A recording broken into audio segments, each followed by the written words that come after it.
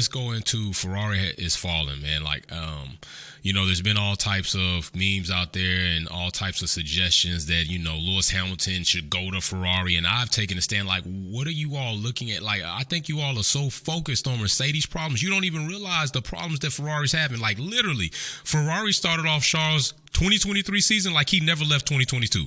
Like, they have fond amount of issues. They've lost the engineer. They lost David Sanchez. They got Fred Vasseur in, and he's in a situation typical, kind of similar to what an NFL coach would be going to a franchise that's losing, and you just lost your star quarterback. So he's not in a good situation. I don't think Charles losing confidence. So Ferrari falling now pretty much like out of the last race, the fourth fastest team.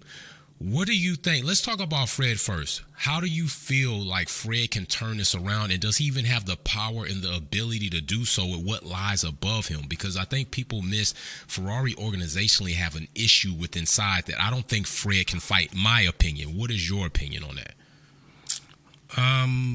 The fact that it was Fred Vasseur who was promoted into this role, as opposed to them once again promoting from internally, suggests to me that even in the higher up situations in Ferrari, they're willing to make some radical changes. They're willing to recognize and understand that there is a culture inside of the team that is, for whatever reason, not producing the results that they're interested in. True. And they need another set of eyes to come in from the outside and say, oh, this is on fire, that's on fire, and specifically this fire is hotter than that fire.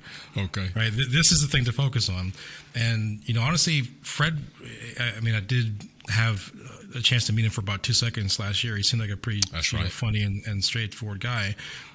But he also seemed like a no BS type of guy. Okay. And one of the key things that he said recently in one of the interviews was, we just have to not BS ourselves. Speaking about Ferrari, earlier on in the first race in Bahrain, there were so many qualifiers and caveats as to why this wouldn't be a Red Bull runaway championship. Well, this is a very rear-limited circuit. The track surface is very abrasive. Tire degradation counts for more in Bahrain than in other places. Right. But Ferrari got the setup wrong. All of these things that say, let's not, push the panic button just yet. And now we come to Jeddah, which is a completely different circuit. Yes, there are some high-speed corners, but there's a lot of, flat-out straights that, in principle, would be very beneficial to Ferrari. They had some pretty good top speed in Bahrain, and Red Bull was even further away. In fact, we know that they're further away because of a Perez and Verstappen dynamic, which we'll get into. They were actually forced to race each other. Right. And so instead of being able to manage in a stable configuration, they were pushing each other at approximately their full pace, and it's big pace. Big pace. It is at least a second faster than Aston Martin, at least 2 seconds faster than pretty much every other car on the grid. So they're cooking right now. But the thing is, what impressed me, so all of those things that we could use to sort of explain why maybe Ferrari isn't as in a bad situation as we thought they might be, those are much harder to say now. Okay. They are definitely in a situation where there's major work that needs to happen. And as I said before, Ferrari, the team that was fighting Red Bull for the championship last season, even they are not immune from questions of concept changes and looking at things. They're not quite as bad as Mercedes is yet, and they're not going to make changes as quickly, but they have the up the proverbial mountain to climb still. But I do think that Fred has the power to push back to people. I do think that he has the power to fire people that normally would not be fired. And so I do think that they can turn around. But as you said, they're losing time. I think we're actually starting the 5th season of Charles Leclerc at Ferrari. Yeah, right. Because he was there in 2019. And so you're starting to ask the question of whether or not his time is being wasted there. And all this talk about Lewis, what's he going to do? Is he going to go to another team?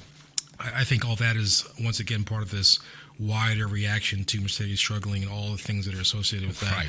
I don't think there's any real truth to that yet.